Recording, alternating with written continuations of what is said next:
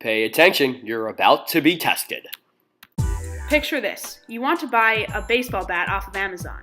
Do you A, buy the bat that has more reviews and ratings, or B, buy a bat that has no ratings but may be better quality and made of better materials?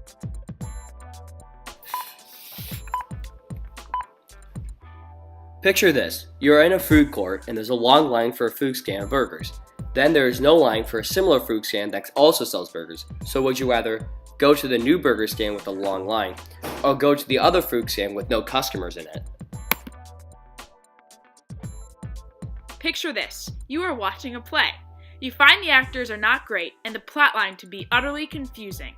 After the show, a standing ovation abruptly occurs, with people cheering for an encore. Do you A, find yourself feeling the urge to stand up and clap as well, or B, try to stay hidden in the crowd? If you answered A to all of these, then you followed the rules of conformity. So, why do we conform? Well, we simply were born with the urge to and feeling that we never want to be singled out. This explains why even when we know an answer is wrong, we will go with the crowd and say it's right. It is more important for us to think that we are part of a group than to prove the group wrong. But there are other reasons why we conform. Conformity has existed from the very beginning. The need to fit in will always be a concern in our society. During the time of ancient civilizations, it is apparent that individuals were forced to conform so that order would be established in a society. Take Hammurabi's code, for example. Those that did not follow the rules of Hammurabi would receive harsh consequences and punishments. The rules dictated that if one did something against the rules of Hammurabi, a harsh consequence would be put on them that would be equal to the act that they did themselves. This is where the saying an eye for an eye comes from. The business and marketing industries take full advantage of our brains and the way we think. Consumerism and the term "what's in style" all depend on what the majority of individuals are wearing. Stores and businesses market these items heavily, and they profit very well from it.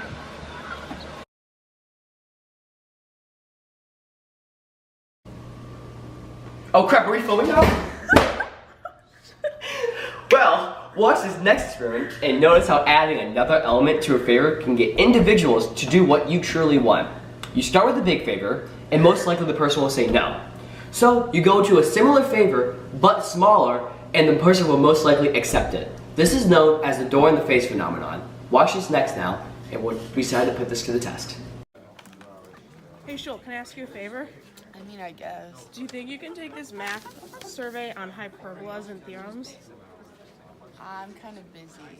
Maybe, like, later? No, but I really need this for my, it's due next month. I I can't. can't do math, so it's not God. something that I can do. You know what? Fine. I have another survey right here. It's on music and entrance. Can you just do that for me real quick? I mean, I guess. Thank you so much. Yeah. Project, and I need this data. Can you fill out this math survey on hyperbolas and ellipses? No. Why, Olivia? I need your help. You know what? Fine. Forget it. Take this. It's a music survey on your interest. Can you do that? Of course. So, we have a couple questions here. Will you do this 25 question math packet? No thanks. So will you do this 3-question music survey? Oh yeah.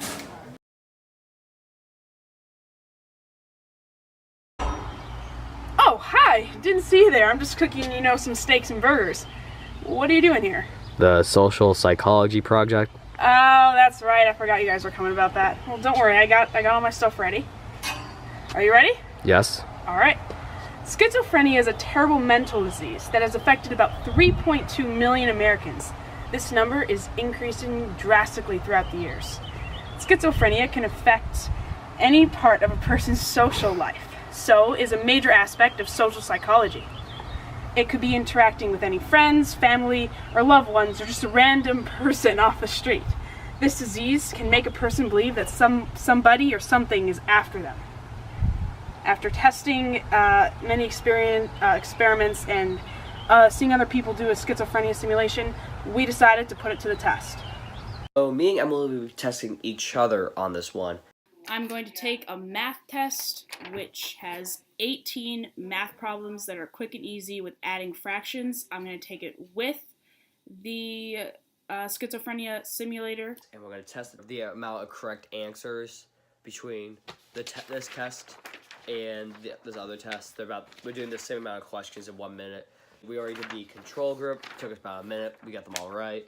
And I'm going to put the headphones in to make it seem more of a simulated, so none of these extraneous variables will be affecting this experiment. So I'm going to press play on this. And we're going to start. Whenever I hear a person screaming at me, so this is going to be a fun time. Yeah, this is very disturbing so far. For entertainment, I have no function for communication and investment. Coffee futures at 23% investment. I have to have Claudia Schiffer effect style. Corporate coffee futures in professional design. Future concept to have professional. Oh my god, I'm doing this completely wrong already. Oh my god. She's right now just like screaming in my ear, saying I just can't do it, and kind of right. 4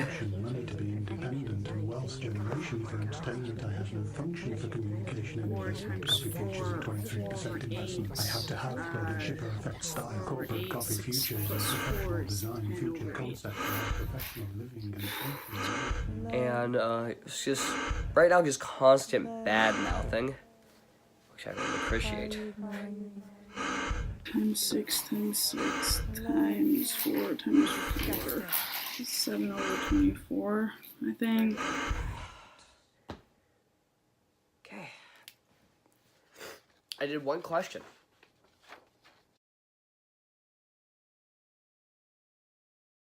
Oh, hi. Unfortunately, social loafing or group laziness affects us all. We despise those individuals who don't do anything in a group project, knowing that someone else will be able to do the job for them. We decided to do our own social experiment to see if individual work would lead to more success than group work because of social loafing. So, for this next experiment, we had one person, Miranda Fish, make as many paper airplanes as she could in 1 minute. Then, we made a group of people, including Miranda, make as many paper airplanes as they could. The results you will see right now.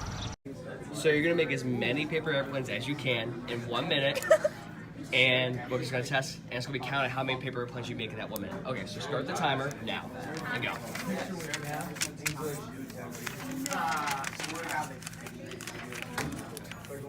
They all suck. Paper doesn't fold. The paper's fine, keep going. Okay, so you made 3 paper airplanes in that 1 minute. Now it's gonna be the whole group, and we're gonna count it as a whole group. So she made 3 paper airplanes, so throw those away. She's done. You can throw those away. So now you're gonna be counted as a group. You're gonna be counted as a group. You're gonna be counted as a group now, so all 4 of you guys are gonna make as many paper airplanes as possible in that 1 minute. And we're gonna count it as a whole group tally. So we're gonna start the timer at 1 minute and begin. You guys will be being counted as a group, remember that.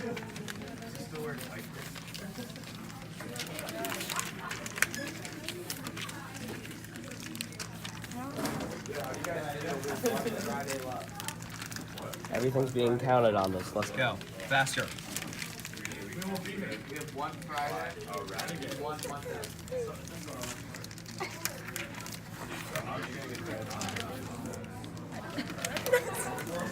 Go! Keep making them. I get that you don't want to make paper airplanes. Go faster. It's fine. You guys have 12 seconds remaining.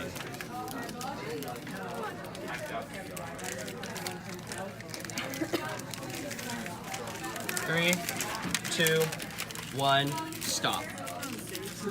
So you guys together made about 6 paper airplanes. After made 2, Mel made 1. She made 2. More. I almost called you. And Fish made 1 after her first time of making 3.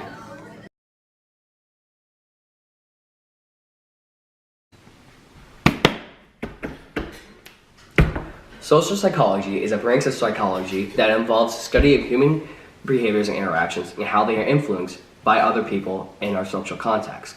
Throughout history, this branch has been very heavily studied and experimented on. Such famous experiments include the Stanford Prison Experiment, Ash's Conformity Experiment, Milgram's Shock Experiment. All had a purpose of testing human behaviors in a certain situation. In 1973, Philip and Zavardar led the Stanford Prison Experiment, testing to see the extent to which healthy-minded college students would play their assigned roles in a fake prison. Although unethical, the results have expanded our basis of social psychology today. The inmates were treated in a manner where they were humiliated, yelled at, and put into solitary confinement if they did not comply to the guards. Brutal, right? But can you really judge the acts of the guards without you being put in the situation yourself? The results included that human behaviors are naturally conformed. The effects of de-individualization can be drastic, and assigning rules to individuals should be made with caution. Obviously, a simple experiment could not be done to test to see how you would react yourself, but other tests can certainly test if you are just another individual that is affected by social psychology.